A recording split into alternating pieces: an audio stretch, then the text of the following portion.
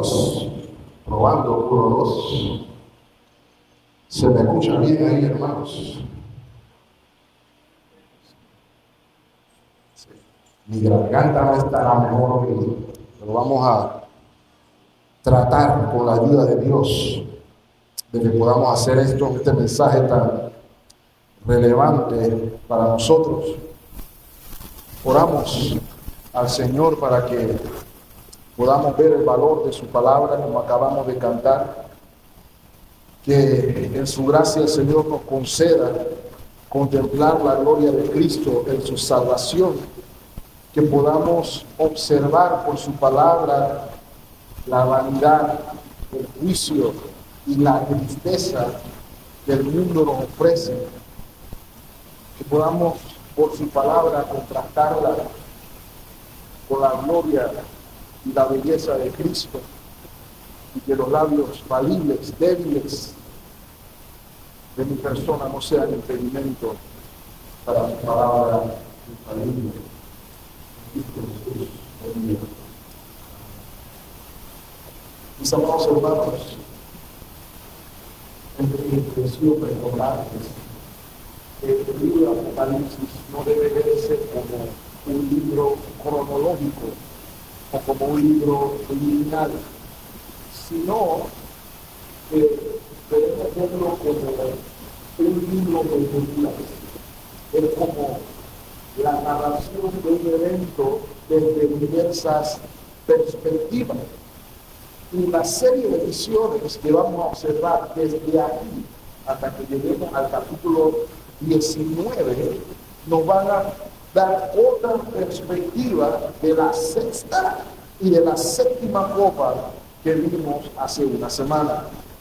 Nos vamos a dar cuenta, hermanos, que el Espíritu Santo no solamente nos va a revelar el fin de la bestia y del falso profeta, no solamente nos va a revelar las maquinaciones de Satanás, de las cuales usted y yo debemos estar apercibidos, sino que nos va a mostrar también el carácter y naturaleza de sus agentes. Y es lo que considero que esta nueva perspectiva busca mostrarnos. Por allá en la década de 1940, en el estado de Nevada, en Estados Unidos de América, la ciudad de Las Vegas se constituyó en un centro de turismo importante. Comenzaron a prosperar casinos, inclusive esos casinos estaban financiados por el crimen organizado. La ciudad ofrecía apuestas, la ciudad ofrecía alcohol, la ciudad ofrecía y ofrece aún entretenimiento. Y lo hace particularmente, si se acuerda de la película Los Intocables, en un momento en que tomar alcohol era prohibido por ley en Estados Unidos. Así que la ciudad de Las Vegas ofrecía placer, diversión y dinero. Eso lo hizo una ciudad asociada con placeres prohibidos. Una ciudad que rompía los tabús, se puede decir así. Y ya para la década del 60, solamente 20 años después, se comenzó a conocer en inglés como Sin City, la ciudad del pecado. Por la reputación que se hizo la ciudad de todo vale, de libertinajes. Ya a esta altura los casinos ofrecían espectáculos, inclusive subido de tono, comenzaban a salir ya mujeres escasas de ropa, etcétera, etcétera, etcétera. Comenzaron a darse bodas express. Hasta el sol de hoy usted puede llegar ahí después de una borrachera y decir que se va a casar con lo que sea y lo casan allá. Hasta el sol de hoy. Prostitución abunda. Son los distintivos de la ciudad.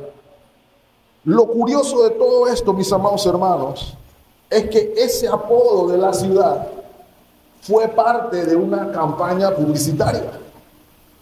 Se hacían propagandas en esos años diciendo: ven a la ciudad del pecado. Disfruta de la ciudad del pecado. Y es así hasta el sol de hoy. Digo esto, mis amados hermanos, porque la nueva perspectiva que nos va a revelar Juan aquí nos va a mostrar cuál es la verdadera ciudad del pecado, la cual no está limitada o restringida a un estado, sino que implica o tiene una influencia global. La ciudad del pecado de Las Vegas toma de la verdadera ciudad del pecado. Nos vamos a dar cuenta, mis amados hermanos, que con la caída de la gran ramera, Dios va a describirle a la iglesia de Cristo, a usted y a mí, cuál es la naturaleza pecaminosa, seductora, atractiva del sistema del mundo y la victoria soberana de Cristo. Es lo que debemos ver aquí con la ayuda de Dios. Por eso titulamos el mensaje de esta mañana, La sentencia a la gran ramera, primera parte. Porque aquí vemos la sentencia. La próxima vez que estemos aquí, vamos a estar viendo cómo se da la caída. Pero Dios quiere que nos enfoquemos en cómo se ve la ramera, para que podamos divisar sus maquinaciones. ¿Ok? Así que, en virtud del texto que leyó nuestro hermano diácono, la visión de Juan en la porción de nuestro texto nos muestra dos imágenes simbólicas claras, dos imágenes que interactúan juntas, inclusive. Una es la mujer y la otra es la bestia. Ahora, vamos a procurar ver quiénes son, su significado, y vamos a tratar de aplicarlo. Permiso, hermanos.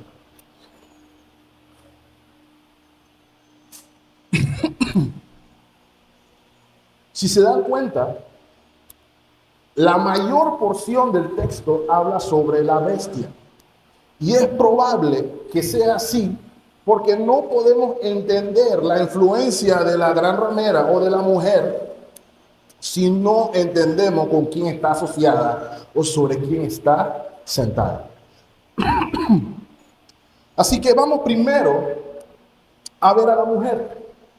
El versículo 1 nos dice en la introducción de la visión, ¿cierto? Perdón. Vino entonces uno de los 7 ángeles que tenían las 7 copas y habló conmigo diciéndome: ven acá y te mostraré la sentencia contra la gran ramera, la que está sentada sobre muchas aguas. Piénselo por un momento, hermano. Al concluir la 7ª copa, vimos la consumación de la ira divina en el gran día del Dios Todopoderoso.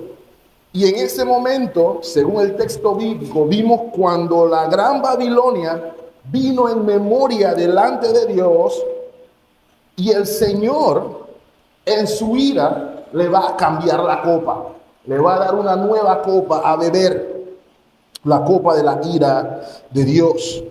Aquí el Espíritu Santo nos va a revelar a su iglesia algo más de cómo se ve ese evento de beber la copa de la ira de Dios por la gran ramera, la gran ciudad. Así que el ángel le dice a Juan: ven a ver la sentencia contra la gran ramera. Es importante que usted y yo entendamos, mis amados hermanos, que este es un concepto legal. Una sentencia es una resolución de un juez, ya sea en absolución o ya sea en condenación. En este caso es condena. Y es importante destacar, en nuestro mundo egoísta, antropocéntrico, se tiende a considerar que el hombre es el centro de lo que es justo y bueno, que el hombre determina quién está bien y quién está mal. Yo soy el juez de todo lo que sucede. Yo tengo mi propia verdad, yo tengo mi propia definición de lo que es bueno o malo. El único problema con eso, mis amados hermanos, es que el juicio de Dios declara tajantemente que esto no es así. Es todo lo contrario. El juez es el Dios Trino.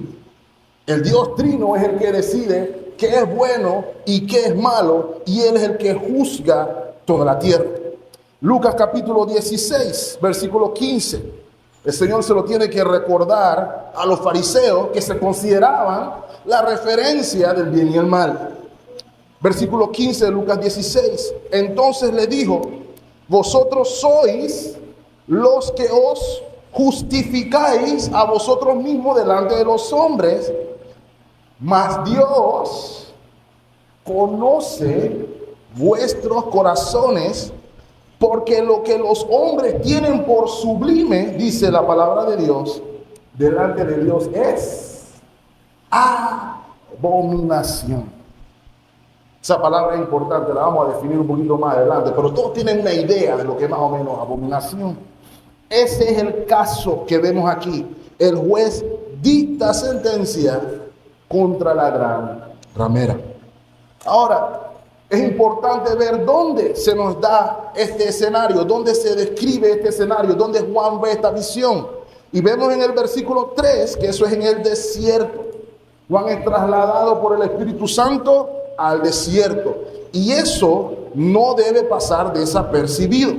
Ese cambio de locación es importante.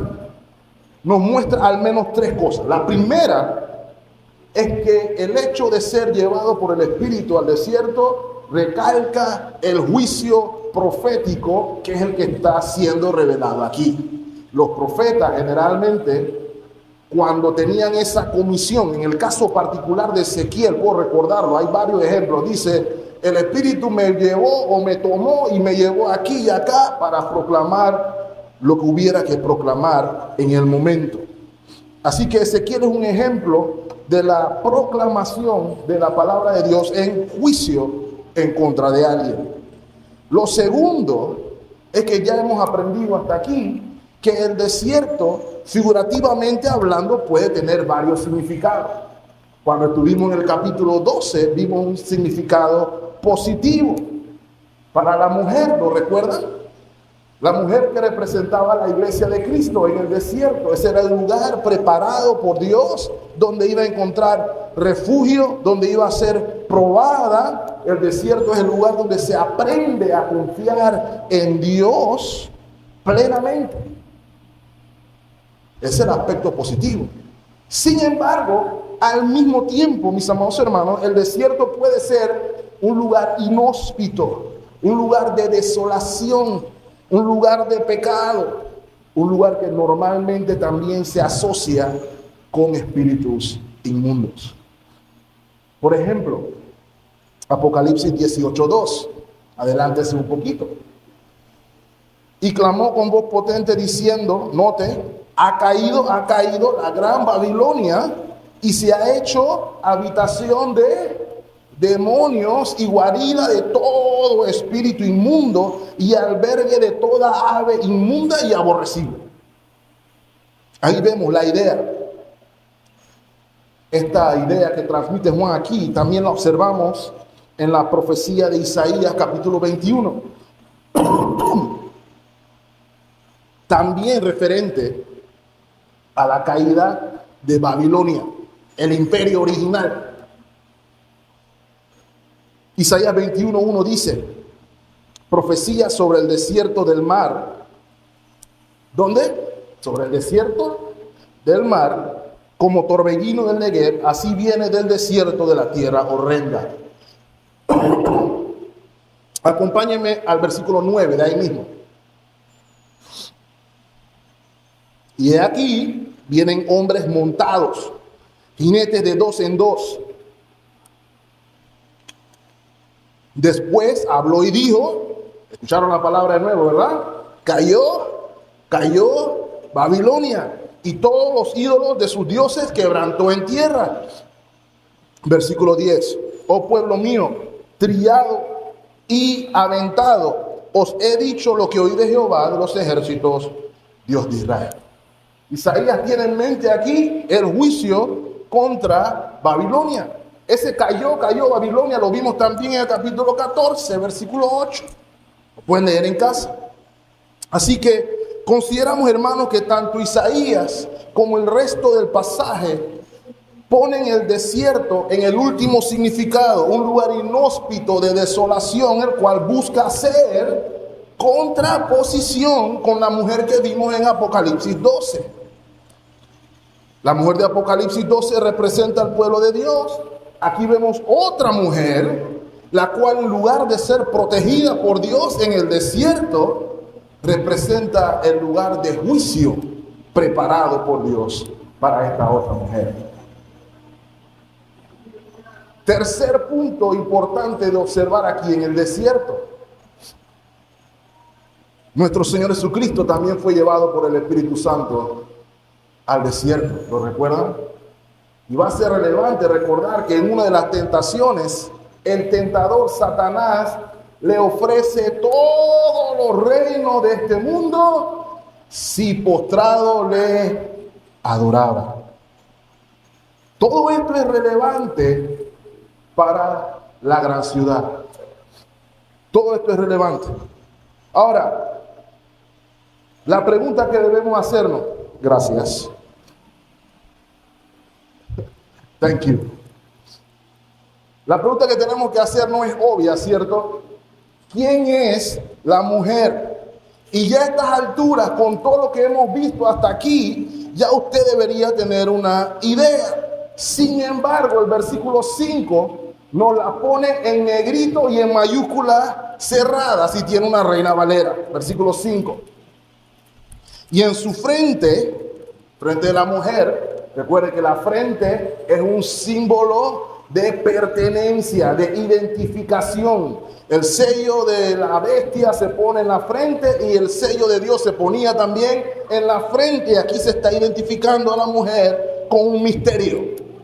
Babilonia, la grande, la madre de las rameras y de las abominaciones de la tierra. Se nos dice que ese nombre es un misterio. Y ahora es algo que debemos entender. Cuando hablamos de misterio en la Biblia, no se nos está diciendo que estamos descifrando un código, ni código Da Vinci, ni nada de esas cosas, sino que es algo que Dios tenía velado en un momento y que decidió revelar en el momento que quiso revelar para beneficio de su iglesia. Es lo que estamos viendo aquí, ¿ok? Y quiero que note también que Juan, al ver la visión, está consternado, está asombrado, dice la Reina Valera. Miren lo que dice el versículo 6. Y cuando la vi, quedé asombrado con gran asombro. Pero note la respuesta del ángel. Y el ángel me dijo, ¿por qué te asombras?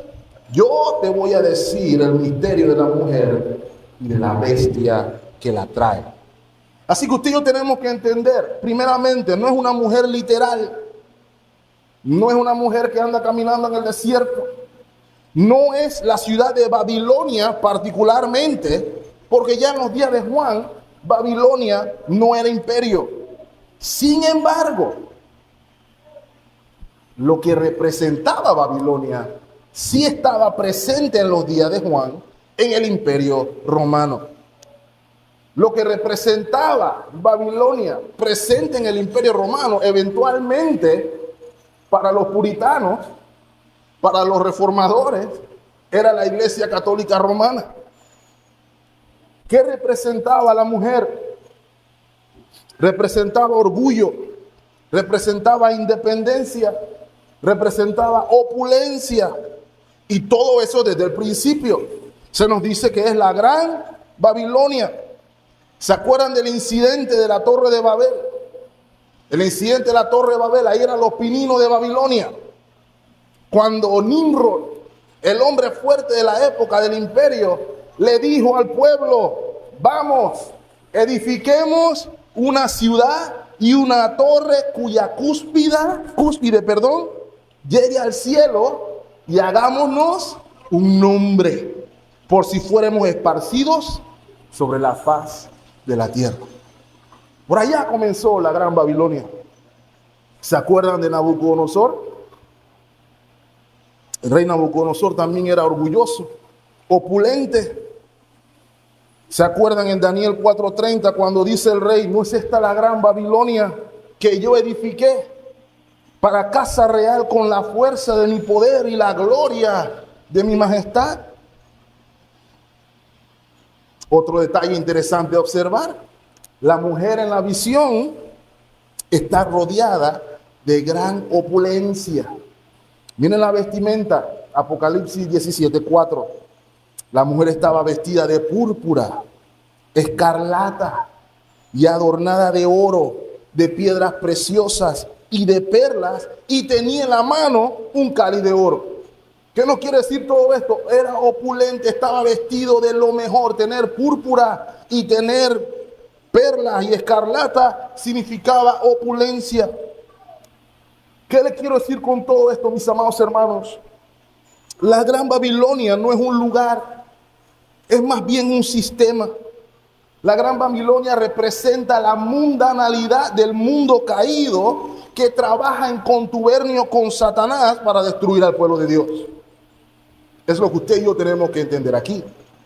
Ahora la pregunta es, ¿cómo hace eso? Bueno, eso lo vemos en la razón de la sentencia. Versículo 2. ¿Por qué se sentencia a la gran ramera, hermanos? Con la cual han fornicado los reyes de la tierra y los moradores de la tierra se han embriagado con el vino de su fornicación. Esa palabra la vamos a escuchar como 700 veces hoy. El versículo 5 nos describió a Babilonia la grande como la madre de todas las rameras y de las abominaciones de la tierra. ¿Ok? Una abominación es un acto o una actitud que es enérgicamente detestable porque es indecente o porque es desvergonzada. Ahora, aquí se nos dice en primera instancia entonces que a la gran ramera, la gran Babilonia, se le acusa de haber embriagado a los reyes de la tierra y a los moradores de la tierra con su fornicación.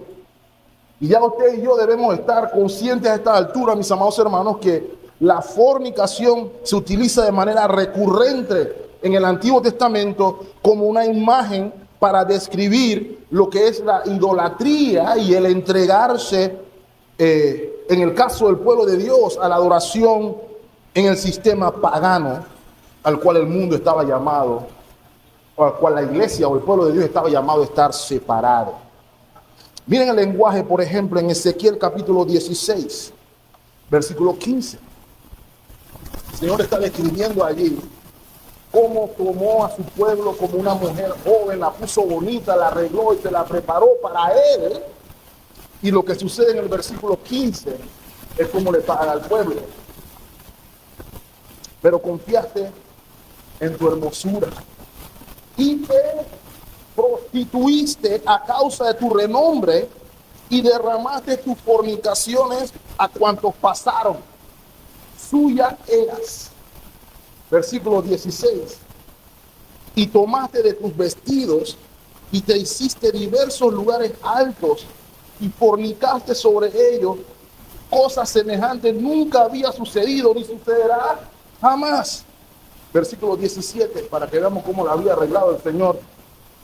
Tomaste asimismo tus hermosas alhajas de oro y de plata que yo te había dado y te hiciste imágenes de hombre y fornicaste con ellas. ¿Lo ven ahí? Esa es la manera en que Dios se dirige a su pueblo en su momento particular. Te prostituiste. Lo dice también con respecto a naciones paganas. Y el punto a transmitirnos aquí con respecto a la mujer es que todos los moradores de la tierra, sin excepción, fueron influenciados por su inmoralidad. Todos y cada uno. Note que en el versículo 1 se nos dice que ella estaba sentada sobre muchas aguas. Y el versículo 15 de nuestro texto que leyó el hermano Ricardo nos dice que el estar sentado sobre muchas aguas significaba que estaba sentada sobre muchas naciones, lenguas, pueblos y gentes. El versículo 18 nos dice algo más. Y la mujer que has visto es la gran ciudad que reina sobre los reyes de la tierra. Se nos dice aquí entonces, mis amados hermanos, que no hay límite en su influencia. Inclusive lo observamos en las 7 iglesias, ¿cierto? En el capítulo 2, la iglesia de Pérgamo tuvo que lidiar con gente que retenía la doctrina de Balaam y que se enseñaba a la gente a comprometerse, a comer lo sacrificado a los ídolos y a fornicar, literalmente. Lo vimos también en la iglesia de Tiatira, donde estaba la señora Jezabel, que la dejaron hablar a la iglesia de que se podía fornicar y tener relaciones con todo el mundo en la iglesia, por poner un ejemplo. Así que ya vemos una de sus acusaciones. La segunda no es tan popular, pero es igual de grave. También Dios la está acusando aquí de homicidio. Apocalipsis capítulo 17, versículo 6. Juan vio a la mujer ebria. ¿Ebria de qué? De la sangre de los santos y de la sangre de los mártires de Jesús. Así que en contubernio con la bestia, la mujer, la gran Babilonia, está ebria de la sangre de los santos al máximo nivel. ¿Ok? Una vez más, aquí se nos está hablando de la vindicación de Dios, su respuesta al clamor de los santos que vimos por allá en el capítulo 6, versículo 10, cuando las almas en la presencia del Señor claman: ¿hasta cuándo, Señor, santo y verdadero, no juzgas y vengas nuestra sangre en los que moran en la tierra? ¿Lo ve ahí? Así que, aparte del hecho de que es una ramera, está vestida de manera seductora, está vestida con opulencia, tiene en la mano una copa llena con abominaciones y la inmundicia de su fornicación. Todo esto es para describir el sistema mundial. Miren Jeremías capítulo 51, voy a un punto aquí, hermanos, versículo 6. Dice el Señor a su pueblo: huid de en medio de quién, de Babilonia, y librad cada uno su vida, para que no perezcáis por causa de su maldad, porque el tiempo es de venganza de Jehová, le dará su pago. Versículo 7, note: copa de oro fue Babilonia en la mano de Jehová, que hizo, embriagó a toda la tierra, de su vino bebieron los pueblos, se aturdieron por tanto las naciones. Se nos está hablando de un sistema global. Ahora, hermanos, Babilonia representa el mundo y el sistema pagano, antimundo en el que vivimos hoy. Y como buena prostituta que es, ofrece placer a cambio de un costo elevado, por cierto. Desde la perspectiva bíblica, ella apela a nuestra carne, apela a nuestros placeres, apela a nuestras motivaciones mundanas. Y noten, mis amados hermanos, el sistema del mundo apela a la gratificación personal. Y eso no es solamente refiriéndose al sexo, porque lo incluye, pero está también abarcando todas las áreas de la vida. La prostituta ofrece placer pecaminoso, temporal y destructivo. Es importante entenderlo, hermanos. Acompáñenme, por ejemplo, Primera de Juan, capítulo 2, versículo 15. No sabemos el pasaje, ¿cierto? No améis al mundo ni las cosas que están en el mundo. Si alguno ama al mundo, note, el amor del Padre no está en él. Y ahora viene Juan, el mismo Juan que está viendo la visión, amplía el ambiente para entender qué significa lo del mundo. Porque todo lo que hay en el mundo, los deseos de la carne, los deseos de los ojos y la vanagloria de la vida, no provienen del Padre, sino del mundo. Y no solamente se nos dice que eso no es de Dios, sino que nos dice que el mundo pasa y todo eso, pero el que hace la voluntad de Dios, por el contrario, permanece para siempre. Así que la bestia, la mujer, la gran Babilonia, representa al mundo caído en contubernio con Satanás, ofreciéndonos toda la gratificación personal posible con una condición: nada de Dios aquí. Nada de Dios. Yo te voy a decir que es placentero. Yo te voy a decir que es bueno. Yo te voy a decir que es agradable. Yo te voy a dar la definición y tiene que ser sin Dios. Si me metes a Dios aquí tenemos un problema. Así es como trabaja la prostituta. ¿Ok? Ofrece otra cosa más que a veces pasamos por alto. La prostituta, la Babilonia, la grande, la gran ramera, ofrece prosperidad y seguridad económica. Acuérdense, hermano, cuando comenzamos esta serie, estábamos en las 7 iglesias de Asia Menor, y las iglesias de Asia Menor estaban afectadas por gremios comerciales que tenían actividades paganas, y que si usted quería trabajar en Asia Menor, usted, siendo cristiano, probablemente se iba a ver obligado a comprometer sus valores y principios para ser parte del sistema. Eso es lo que significaba la marca de la bestia. ¿Se acuerdan? Apocalipsis 13, 16.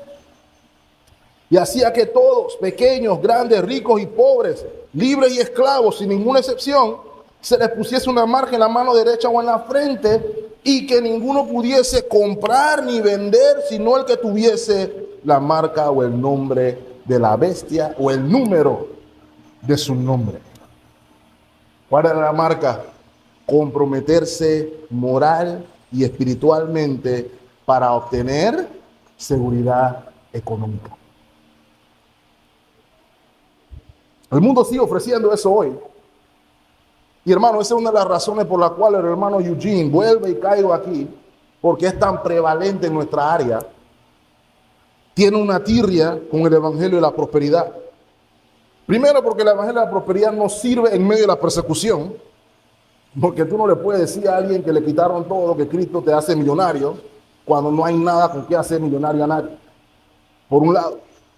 La otra cosa que debe hacernos preocuparnos, y aún más cuando escuchamos eso de nuestros familiares o nuestras amistades, es que el evangelio de la prosperidad ofrece lo mismo que ofrece Babilonia. Lo mismo, no cambia.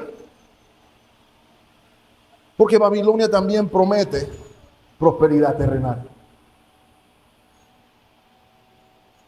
Por eso, mis amados hermanos, el vino de la copa del mundo es representativo de ceguera espiritual. Lea conmigo, por ejemplo, Oseas capítulo 4, versículo 11. Este es el Señor hablando de su pueblo. Fornicación, vino y mosto, vino y vino, ¿qué hacen? Quitan el juicio. Miren el versículo 12. Mi pueblo a su ídolo de madera pregunta, y el leño le responde. ¿Por qué? Porque espíritu de fornicaciones lo hizo errar y dejaron a su Dios para fornicar. Isaías 29, el mismo sentido.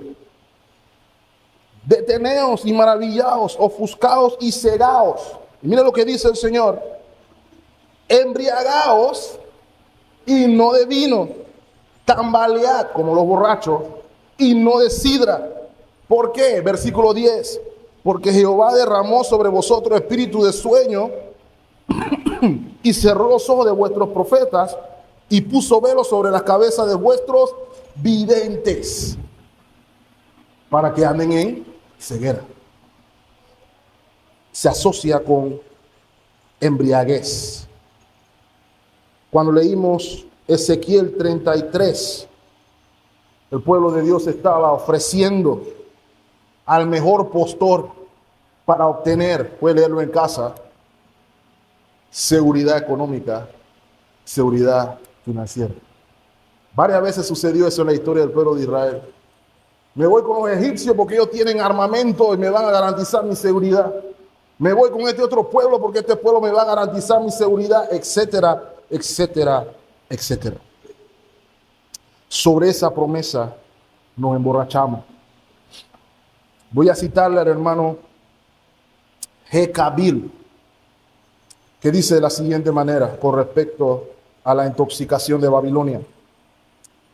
Pero la promesa de Babilonia de prosperidad terrenal para sus súbditos dispuestos es una intoxicación que la mayoría de los habitantes del mundo también desean consumir. Una vez consumida, la influencia intoxicante elimina todo deseo de resistir la influencia destructiva de Babilonia. Ciega ante la propia inseguridad última de Babilonia y ante Dios como la fuente única de seguridad real, y adormece contra cualquier temor a un juicio venidero. Eso es lo que significa estar emborrachado con la gran ramera. Ahora, brevemente, veamos entonces a la bestia que está aquí en la historia también. Porque el versículo 3 nos dice que la mujer no llegó sola. Versículo 3 nos dice que la mujer estaba sentada sobre una bestia escarlata llena de nombres de blasfemia que tenían 7 cabezas y 10 cuernos. Y si usted ha estado siguiendo la historia, esa descripción ya la hemos oído anteriormente. Es la bestia del capítulo 13 de Apocalipsis, versículo 1. Me paré sobre la arena del mar y vi subir del mar una bestia que tenía 7 cabezas y 10 cuernos, y en sus cuernos 10 diademas, y sobre su cabeza un nombre blasfemio, indicándonos, hermanos, que es la misma bestia. Y esta bestia, como ya habíamos visto en el capítulo 13, opera bajo influencia y motivación diabólica. Es distinta al dragón, sin embargo, es igual al dragón, tiene su misma imagen. Y dijimos en aquella ocasión que la bestia representa la obra de Satanás institucionalizada. ¿Y qué quiero decir con eso? Poderes terrenales que cumplen propósitos satánicos en rebeldía contra Dios. Eso fue lo que vimos en Daniel capítulo 7, donde se nos dice que cada una de las cabezas de los monstruos eran reinos, imperios, gobiernos. ¿Y qué hacía la bestia? Como hace aquí, tenía un nombre blasfemo. Ya hemos dicho, una blasfemia es hablar mal de Dios, pero podemos extenderlo y ampliarlo al sentido de atribuirse cosas que solamente se le atribuyen a Dios. Y la bestia quiere decirle al mundo que Él es Dios. Así que, mis amados hermanos, la bestia es toda oposición a Dios impuesta de manera gubernamental. Cualquier cosa que sea anti Dios, promovido o forzado por el Estado. Algo que diga que Dios no es Dios, sino que el Estado o el gobierno es Dios. Así como cuando César decía que él era Dios y que había que adorar a César. Había que decir, César es Señor. Y si usted se lo corría decir que no, lo echaban donde lo tuvieran que echar. ¿Ok? Así que si se dan cuenta aquí, hermano, aquí vemos un tándem. No se nos ocurra confundir a la mujer con la bestia, no son lo mismo. El hecho de que la mujer está sentada sobre la bestia indica que ella trabaja en contubernio, en asociación con la bestia, en alianza con ella, en alianza con el Estado, pudiéramos decirlo así. En todas las áreas, social, cultural, económica, donde usted quiera. La mujer en la mano izquierda, digámoslo así, y la bestia en la mano derecha. Un golpe mortal. Porque la mujer apela a nuestra carne, ¿cierto? Sírveme a mí porque me veo bien, es lo que está diciendo la mujer. Pero si tú dices, no te voy a servir a ti aunque te veas bien, entonces el Estado dice, sírvela o te mato. Escoge tu veneno. Esa es más o menos la idea a transmitir aquí. ¿Okay? El Estado sostiene, patrocina, financia todo el sistema corrupto. Así que lo que se nos anuncia de la bestia, primero es su fin anunciado en el versículo 8. Y acá hay cosas interesantes que ver. Versículo 8, la bestia que has visto era y no es, y está por subir del abismo e ir a perdición. Y los moradores de la tierra, aquellos cuyos nombres no están escritos de la fundación del mundo en el libro de la vida, se asombrarán viendo a la bestia que era y no es y será. Hermanos, considero que el versículo 8 aquí es una referencia al tiempo del accionar de la bestia. Ya esta fórmula la hemos visto. La que era, que es y dejará de ser, es lo que se nos está diciendo aquí. Pero esto ya lo hemos visto, ¿cierto? Por ejemplo, en Apocalipsis 1:4, Juan, cuando da la salutación, dice: gracia y paz a vosotros del que es, del que era y del que ha de venir. Esa referencia, ¿a quién es, mis amados hermanos? A nuestro Señor Jesucristo. La fórmula que Juan nos está revelando en nuestro texto, nos está revelando de nuevo al falsificador, nos está revelando de nuevo a la gente de la Trinidad, Temu, como dijimos en aquella ocasión. Y este principio que vemos aquí nos quiere mencionar acerca de la derrota sustancial de la bestia. Nótelo por un momento, hermanos. Primero, la bestia no es eterna, pero su influencia se ve desde el principio de la historia. Era quiere decir que su influencia se ve desde el principio de la historia. Era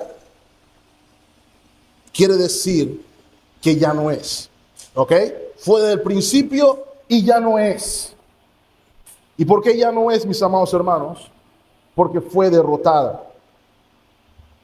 Y quiero que note algo, mis amados hermanos, porque la diferencia es sustancial. Compárela con Cristo. Jesús vive y está a la diestra del Padre. Y está actualmente intercediendo por usted y por mí. Y según el capítulo 19, en un momento va a venir al sonar de la gran trompeta a juzgar a los vivos y a los muertos, incluyendo a la bestia, al falso profeta y al dragón. Sin embargo, del dragón, la bestia se dice, que ya no es y que va para el abismo. ¿A qué va, hermanos? A perdición. Su existencia termina con el retorno de Cristo.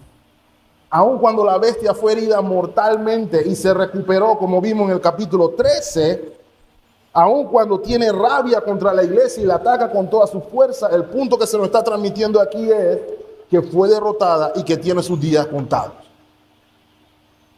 Cristo va a revelar a la bestia como la gran estafa que es. Sin embargo, ¿qué es lo que hay que observar aquí, mis amados hermanos? A lo que quiero llamar su atención. ¿Cuál es la respuesta de los moradores de la tierra?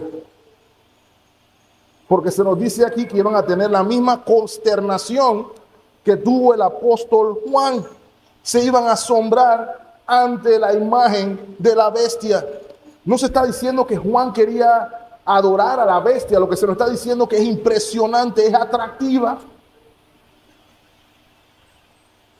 Pero ¿quiénes son esos moradores de la tierra que se asombraron por la mujer?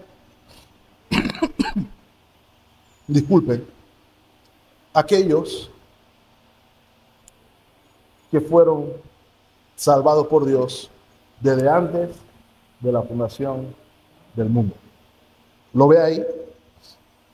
Quiere decir, mis amados hermanos, que la única manera de que usted y yo podamos ser libres de la bestia, como nos lo recordó el hermano Carlos esta mañana, no se radica en nuestra educación, no radica en mi inteligencia personal, no radica en mi capacidad de análisis crítico, sino que radica en la obra salvadora de Cristo, que en virtud del glorioso evangelio de que Él otorga fe salvadora, ojos para ver, oídos para oír la gloria de Cristo. Efesios capítulo 2, versículo 1. Y Él os dio vida a vosotros cuando estabais como muertos en vuestros delitos y pecados, en los cuales, versículo 2, anduvisteis en otro tiempo, note, siguiendo la corriente de este mundo, conforme a la príncipe de la potestad del aire, el espíritu que ahora opera en los hijos de desobediencia, entre los cuales algunos de ustedes, o todos nosotros, el apóstol se incluye ahí, vivimos en otro tiempo, en los deseos de nuestra carne, haciendo la voluntad de la carne y de los pensamientos, y éramos por naturaleza hijos de ira, lo mismo que los demás. Todo el mundo parte como ciudadano de la Gran Babilonia. Ese es el punto a observar aquí. Hasta el versículo 4, ¿cierto? Pero Dios, que es rico en misericordia por su gran amor con que nos amó, aun estando nosotros muertos, nos dio vida juntamente con Cristo. Por gracia sois salvos. Y juntamente con Él nos resucitó y asimismo nos hizo sentar en los lugares celestiales con Cristo Jesús. Versículo 7. Para mostrar en los siglos venideros las abundantes riquezas de su gracia en su bondad para con nosotros en Cristo Jesús. Esa es la diferencia entre un grupo y otro. Esa es la diferencia entre una ciudad y otra, la obra de Cristo. Ahora, note lo que dice el versículo 9. Esto es para la mente que tenga sabiduría.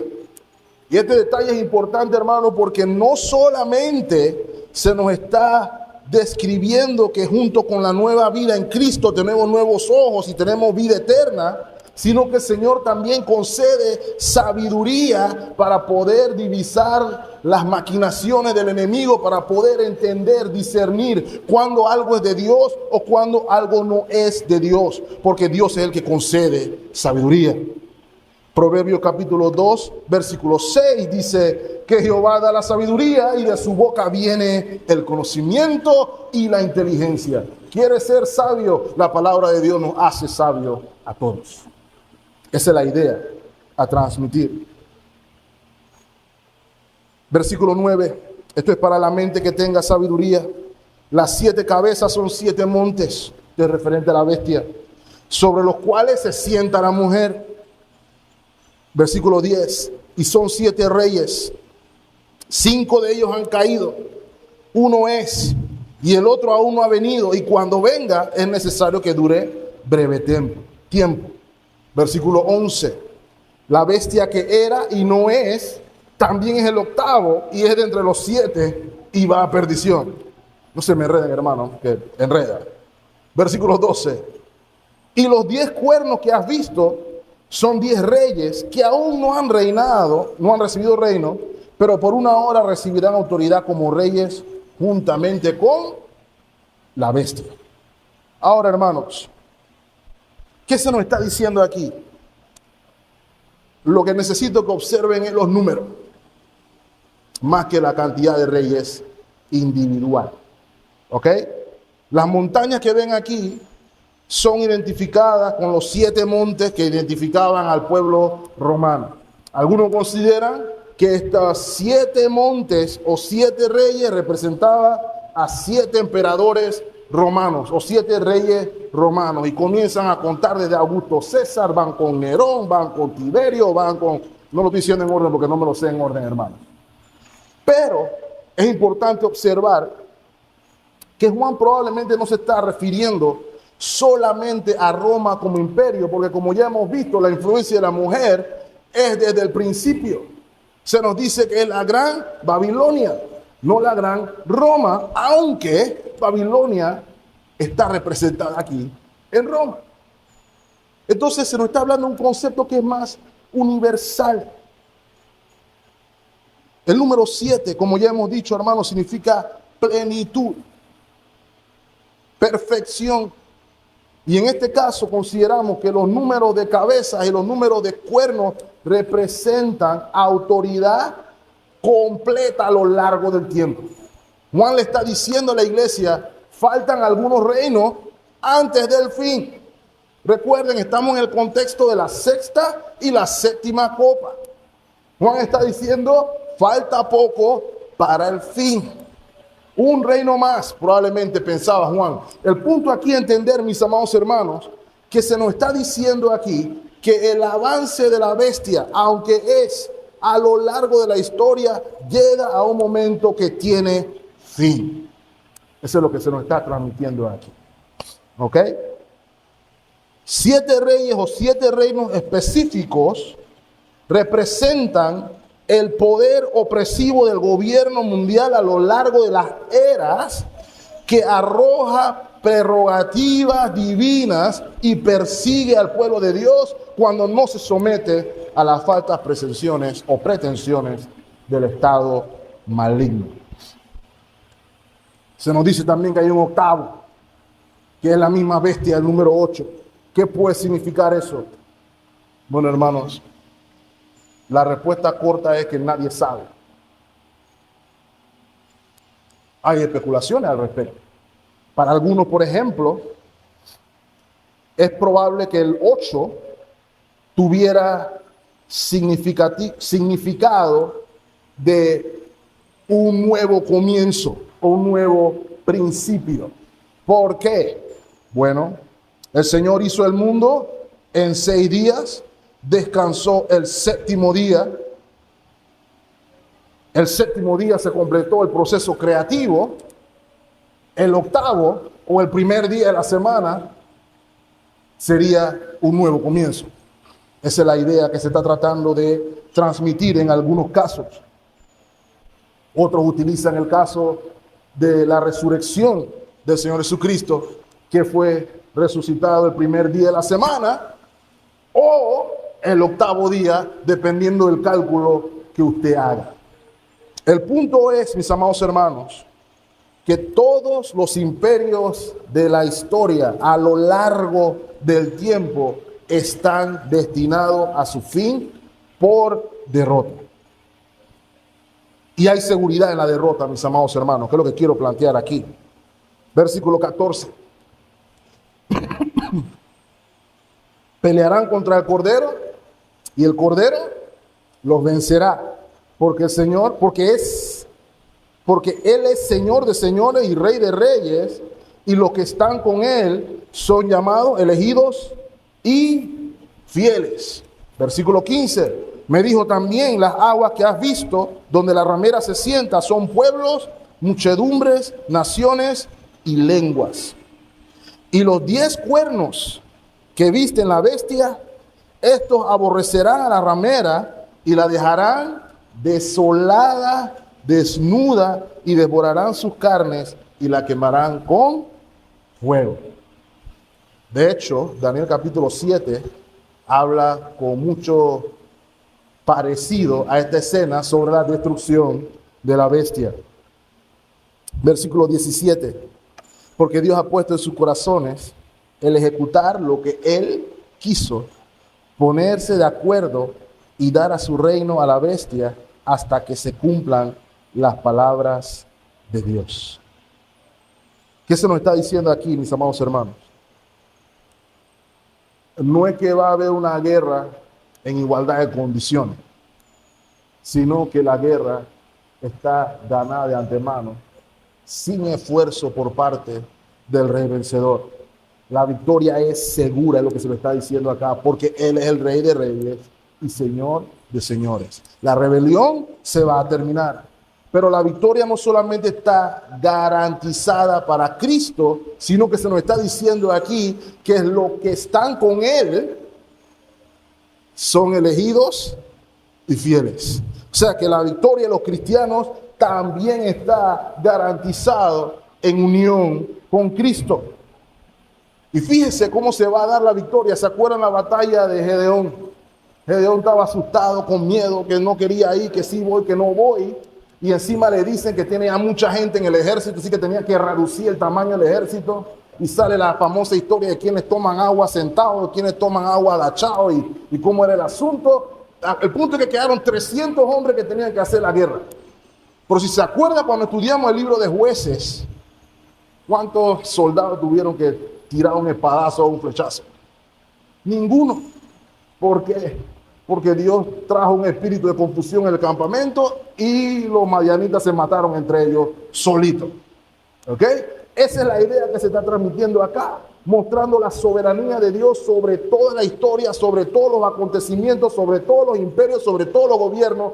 Él es soberano. Aquellos que estaban apoyando a la bestia y a su causa, a la mujer y a su causa, ellos mismos se rebelan contra ella. El mismo sistema que la alimentó, que la sustentó, que la patrocinó, se vuelve en su contra porque Dios así lo determinó. Es lo que se nos está diciendo aquí, evidenciando el control soberano de Dios sobre la historia. Ahora, la caída la vamos a ver la próxima vez que estemos aquí. El punto es, qué bonita la historia. La mujer salió, fue derrotada, todos decimos amén. Pero ¿cuáles son las lecciones prácticas para nosotros hoy? Y con esto me quiero callar, hermano. Voy a hacerlo como si fuera pregunta. La primera aplicación la desprendemos de la siguiente pregunta. ¿Dónde vives? Y cuando digo dónde vives, no me refiero a tu dirección actual, sino a qué ciudad perteneces. Que hay dos ciudades. O eres de la Gran Babilonia o eres de la ciudad de Dios. Una de las dos. No hay punto medio. No hay una ciudad intermedia que tiene un poquito de una ni poquito de la otra. Solamente hay dos ciudades. Una que está sumida en la inmundicia, en la abominación. La otra brilla en gloria y en esplendor y en santidad. Vamos a adelantarnos un poquito. Acompáñenme a Apocalipsis 21, versículo 9. Vino entonces a mí uno de los 7 ángeles que tenían las 7 copas llenas de las 7 plagas postreras. Y habló conmigo diciendo, ven acá. Si se dan cuenta, el versículo 21, el 9 del capítulo 21 comienza igual que el 17:1. Otro ángel de las 7 copas, ahora le va a mostrar a Juan la otra ciudad. La primera ciudad es una prostituta, la segunda ciudad es una esposa, es la esposa del Cordero. Versículo 10. Y me llevó en el espíritu también al desierto. No, ven el contraste. La prostituta está en el valle, tirada en el desierto. La esposa está en un monte alto, elevada, exaltada. Y me mostró la gran ciudad santa de Jerusalén, que descendía del cielo de Dios. Versículo 11.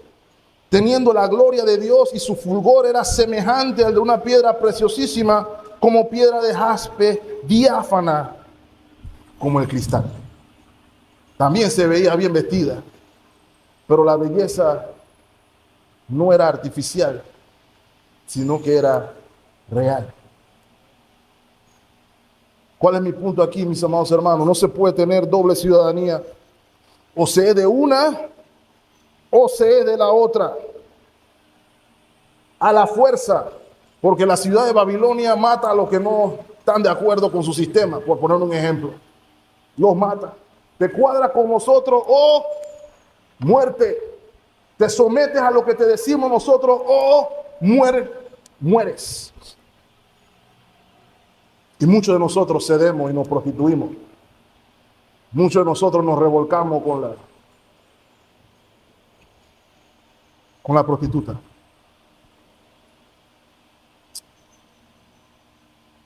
Quiero recordarle, hermano, la prostituta solo deja placer vacío, temporal y destrucción. Y note, hermano, la razón. No porque el sexo sea malo, no porque tener metas y anhelos sea inherentemente malo, no porque tener dinero sea inherentemente malo, sino porque ofrece la búsqueda de todas estas cosas sin Dios. Porque pervierte el sentido del sexo, no conforme a como Dios lo diseñó, sino conforme al mundo. Porque usa el dinero no para la gloria de Dios, sino para la gloria del otro. No porque el deseo de fama mundial representa gloria para mí, pero no gloria para Dios. Pues si se dan cuenta es al revés. Mateo 6:33 nos dice: buscad primeramente el reino de Dios y su justicia, y todas estas cosas os serán añadidas. Lo que nos dice la mujer, lo que nos dice la bestia es que eso es así. Tú puedes conseguir todo lo demás sin Cristo. Y muchos se van por aquí. Por si tú estás aquí hoy y estás todavía bajo su engaño, permíteme decirte que al final vas a terminar solo, desnudo, insatisfecho y sobre todas las cosas, camino a la destrucción. Pero no tiene que ser así. El Hijo del Hombre vino precisamente para destruir las obras de Satanás, para dar vida a aquellos que están muertos en su delito y pecado, como leímos en Efesios capítulo 2. La realidad que nos muestra la bestia y la mujer aquí es que el mundo es seductor.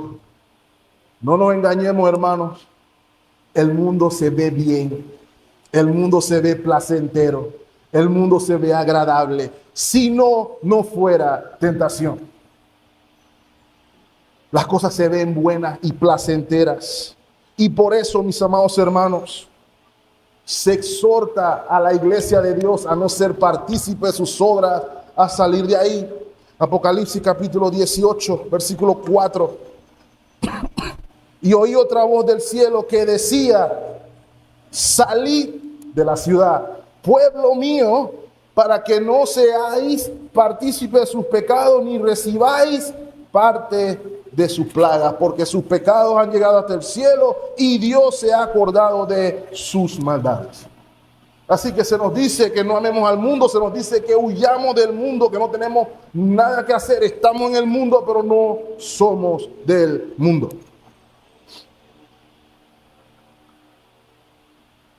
Es lo que se nos está recordando aquí. Se nos está recordando que servimos a un Dios santo. Y como servimos a un Dios santo, estamos llamados a abominar lo mismo que Él abomina. Tercera y última pregunta. ¿Dónde está tu seguridad? En el caso de la mujer, la seguridad estaba en la economía, prosperidad, dinero. ¿Es el dinero tu seguridad? ¿Es alguna otra cosa tu seguridad? ¿Es tu intelecto tu seguridad? ¿Es tu conocimiento tu seguridad? ¿O Cristo es tu seguridad? La única roca firme que garantiza seguridad completa es Cristo. Todo lo demás se puede caer. El sistema económico puede colapsar en cualquier momento y nos vamos a recesión. Y esos 6 ceros que tienen en la cuenta bancaria se pueden convertir en un solo cero. Si tienes 6 ceros. Puedes considerarte muy cumplido profesionalmente, pero también se puede desvanecer en un momento si Dios así lo dispone. El punto a entender aquí, mis amados hermanos, es que la única seguridad real en este mundo caído es Cristo. Todo lo demás pasa, todo lo demás termina, solamente Cristo permanece para siempre. Sea entonces, mis amados hermanos, el entendimiento de que perseveremos en lo que sabemos que es eterno y rechacemos conscientemente aquello que sabemos que es temporal, pasajero y vano, y que persigamos lo que es glorioso en Cristo Jesús. Señor le bendiga ricamente, hermano. Estemos orando. Amado Señor, gracias por tu palabra. Gracias por el recorderis. de nuestra necesidad profunda de salvación, porque en algún momento éramos miembros de esa ciudad, la ciudad del hombre, en la cual estábamos sumidos en prostitución, lejos del propósito, lejos de la promesa, lejos de ti. Pero te damos las gracias por Cristo, porque nos has acercado a una ciudad no hecha de manos, a una ciudad que es santa, a una ciudad donde el gozo es real, donde la libertad es plena, donde realmente sabemos lo que es el amor, donde realmente disfrutamos de la comunión.